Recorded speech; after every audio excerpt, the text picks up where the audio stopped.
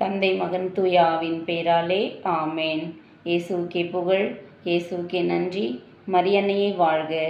இன்னைக்கு நாம் பார்க்க போகிற வசனம், உங்கள் பிள்ளைகளுக்கு நல்ல உணவு கொடுப்பது பரமபிதா. பைபிள் விளக்கம் மத்தேயு 7ஆம் அதிகாரம், இறை திருவார்த்தைகள் 9-11 முடிய. உங்களில் எந்த மனுஷனானாலும் தன்னிடத்தில் அப்பத்தை கேட்கிற தன் மகனுக்கு கல்லை கொடுப்பானா?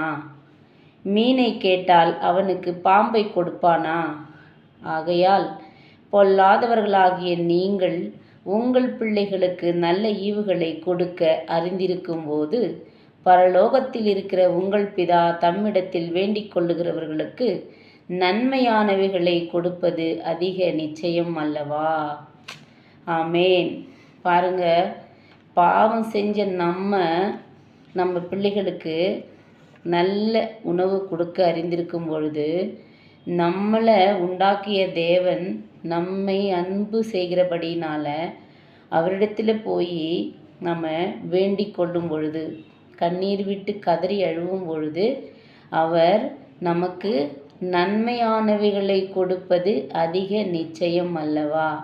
நாம் எப்படிப்பட்ட பாவிகளாக இருந்தாலும் ஆண்டவரிடத்தில் போய் நாம் செய்த பாவங்களுக்கு அவர்கிட்ட மன்னிப்பை தேடி போக வேண்டும். அவருடைய இரக்கம் இல்லை என்றால் நம்மளால் ஒன்றும் செய்ய முடியாது. அப்படிப்பட்ட இரக்கம் நிறைந்த ஆண்டவரிடம் நாம் சென்று நம்முடைய வேண்டுதல்களை வேண்டி அவர்கிட்ட கேட்கும் பொழுது, அவரால் உண்டாக்கப்பட்ட நமக்கு கொஞ்சம் கொடுக்கறதில்ல, அவர் அதிக நிச்சயம் அல்லவா? நன்மையானவைகளை கொடுப்பது அதிக நிச்சயம் அல்லவா? அவரை தேட தேட தேட நமக்கு அனைத்து ஆசீர்வாதங்களும் வந்து சேரும் என்று வசனத்தின் மூலம் நம்ம தெரிந்து கொள்ள வேண்டும்.